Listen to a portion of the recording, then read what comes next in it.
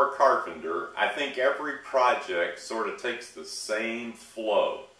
There are days when we do stuff, we work all day, we make some progress, yes, but not really highly visible progress.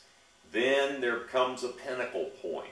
Like when building furniture, we get all those pieces cut and shaped, and we finally get to glue up a sub-assembly, and we get to start to see how the project's going to look when it's finished. Well, turning this garage into my workshop is kind of taking on the same thing as a woodworking project, following the same sort of flow. As you know, I started off with just bare stud walls in just this corner of the shop. First thing I did was I rough wired or stubbed out wiring through the studs. Then insulated, put up this paneling, and now today I'm going to show you how I wired up an outlet and a couple of switches up here. And in a little bit, I'll be able to turn on a light, flip a switch, and see the electrical work. And it's going to kind of be a high point, a pinnacle for me, because getting this corner of the shop done was really key to moving on through the rest of the project. I've got to build the stairs up to the second level, and I've got to get some stuff out of the shop moved over here to this side so that I can start working on the rest of the shop. So this is sort of like a sub-assembly, gluing up that sub-assembly and seeing how it's going to finally look. So let's get this wiring done. I'm going to show you how I tie it into the circuit breaker box too, and we'll be ready to rock and roll with the next part of this project. This is a handy tool. This is a bent nose stripper for Romex cable. Allows you to reach up inside the box and trim or cut through the Romex sheathing and pull the thing off. Saves a lot of skinned knuckles and a lot of frustration. I recommend highly that you get one of these. You just crimp very lightly and rock it back and forth a little bit, and you're good to go. And there we are. Okay, so what we want to do here, I've had these labeled before, now I've got them off to the side. This is the feed coming from the circuit breaker box. This is the sort of jumper feed that will go to the next outlet. The hot and the neutral will connect to the bottom of this outlet.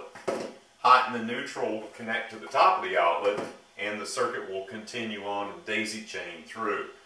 We'll tie these grounds together with a short jumper wire and tie it to the ground on this outlet so that we have a fully grounded circuit, and we're all set to go. So let's take a look at how we're going to do that.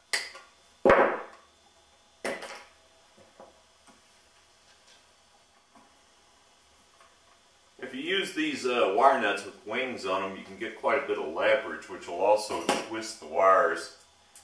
I've always been a little on the overkill side, so I also use some electrical tape and just over tape that connection on up to the wire nut, which I don't know what it really does, but makes me feel better. Alright, so here's our ground.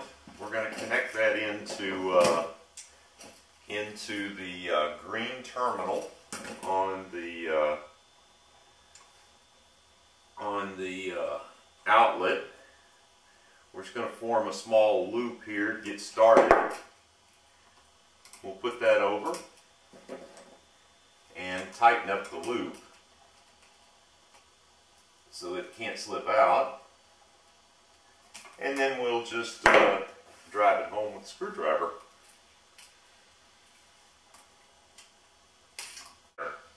Now this particular outlet can either be back wired or it can be looped. I'm back wiring these, which means I'm going to strip about 1/2 inch off the wire, feed it in under the terminal through this hole, and then tighten down the screw.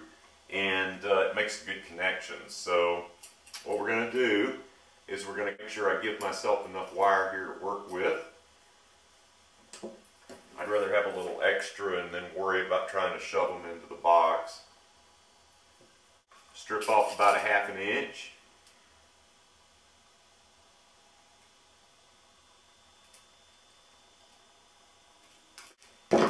And of course the I'm sure you know this, but the black wire goes to the side with the brass looking screws here.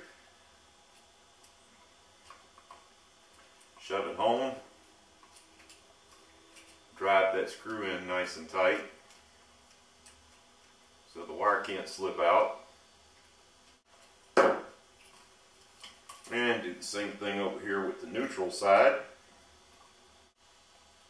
Okay, so now our feed line is set up, and now I'm going to hook up the jumper line to go to the next box. Right, and the same configuration, you want to make sure that you get the black on the same side. Now, one of the things you want to make sure you do is don't strip off so much that any bare wire is showing on the back if you're back wiring these. The other thing you want to do is you don't want to strip off so little that you're actually crimping onto the insulation rather than the wire itself. So there is a wire guide, strip guide printed on the back or embossed into the back of this switch, but it's a ½ inch, so you're good. Get a little tug on these, make sure they're in tight, and then the next thing I do is I flex this wire and put a bend in it so that when I shove the switch in, it's got a bend already started. Now the very last thing I do, I don't know if this is required or even a good idea, but an electrician friend of mine said he always does it, so I do it too.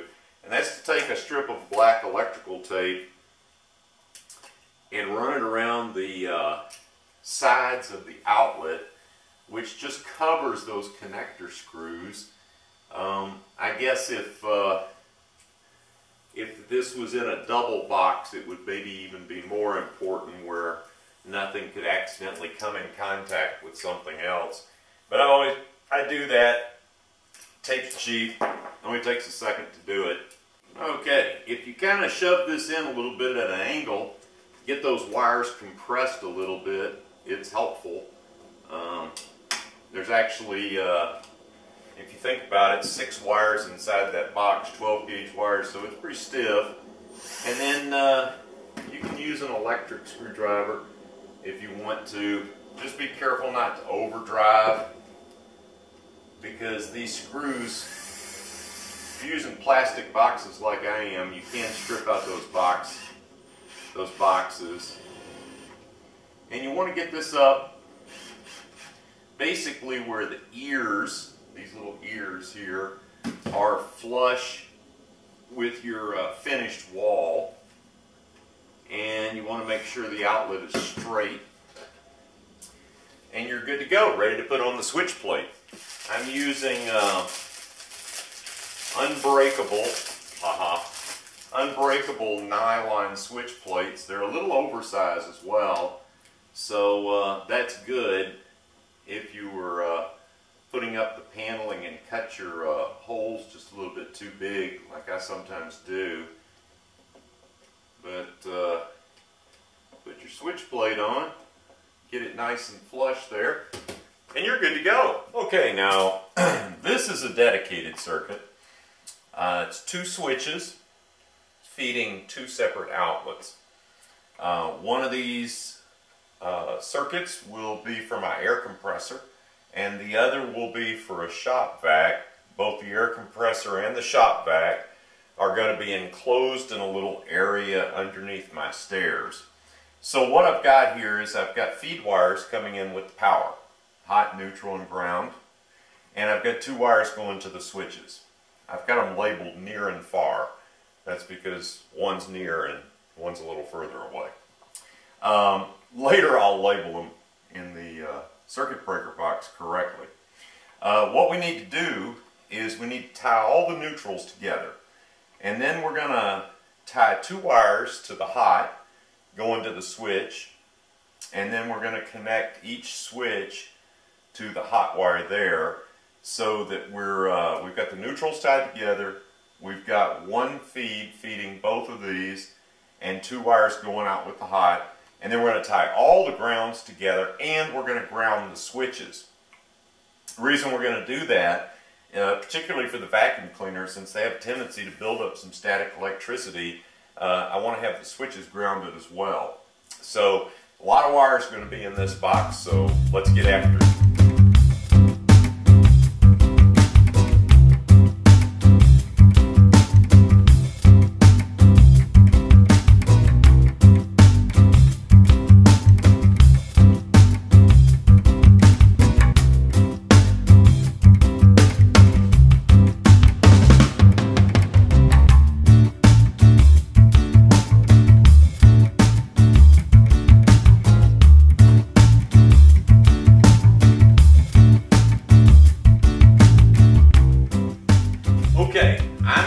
something now I said I wouldn't do. I always said that I was fairly confident in my electrical work, but I stopped at the breaker box and called in an electrician to tie everything in. But so many readers and watchers of these videos have emailed me and said, "Come on, Steve, you can do this. It's not that difficult." So I've been reading, studying. I talked to an electrician. My confidence came up a little bit, and sure enough, I did hook up one breaker here for all of the outside power and the power that runs out to the barn behind the garage, and lo and behold, it worked.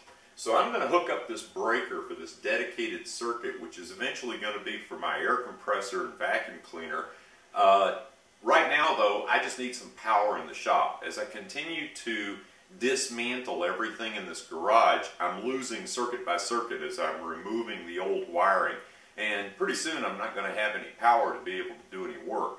So I'm going to hook this up. You can follow along. Now, one big caveat. If you're uncomfortable doing this, don't do it. Call an electrician. And trust me, when I'm all done with this whole job, I'm going to have my electrician come in and check out the work and make sure it's right. Okay, so the first thing I'm going to do is take off the cover panel.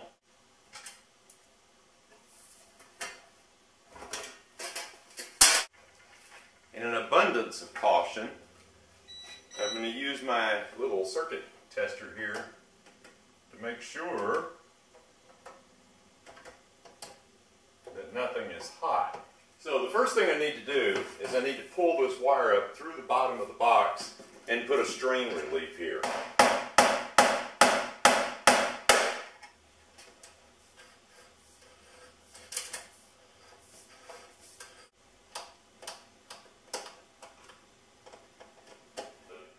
And now I'm going to kind of figure out about how much length I need. Now the ground wire is going to go to this ground bus. You can't really see it over there. And then this is going to bend over and go into this slot here. The neutral will be going up here. So I think if I cut this along in here, give myself plenty of extra space. So now, first thing I'm going to do is figure out how to neatly come up here and connect in this ground.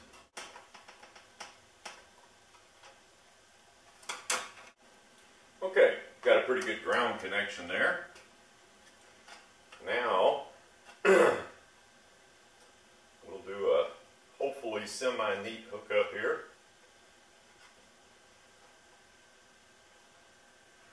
Of the neutral.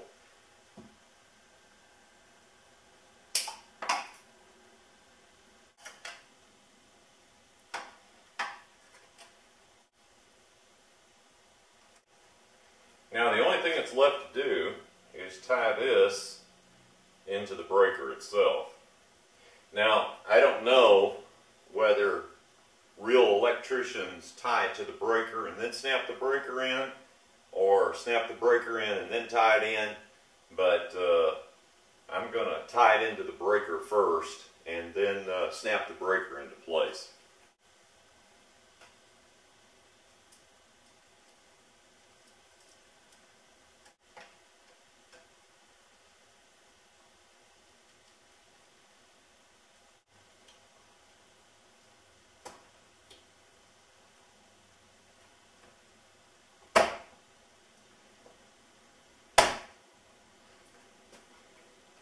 And there we go.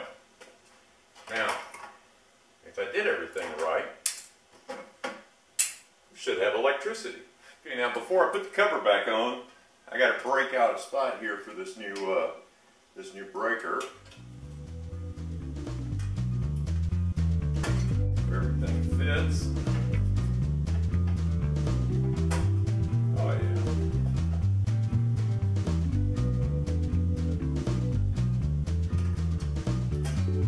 Okay, that breaker is off, so I'm going to go turn the power back on, and we'll see if it works. I'm going to turn this breaker on now. Let's see what happens. Oh, so far nothing. Okay, let's check out the next piece. Let's flip on one of these switches. Still didn't ship the circuit breaker. How about the other one? So far so good, but let's see if they actually work now. We have lights. Yes, the switches work. It's working. Hallelujah. Thanks for watching. See you in the next video.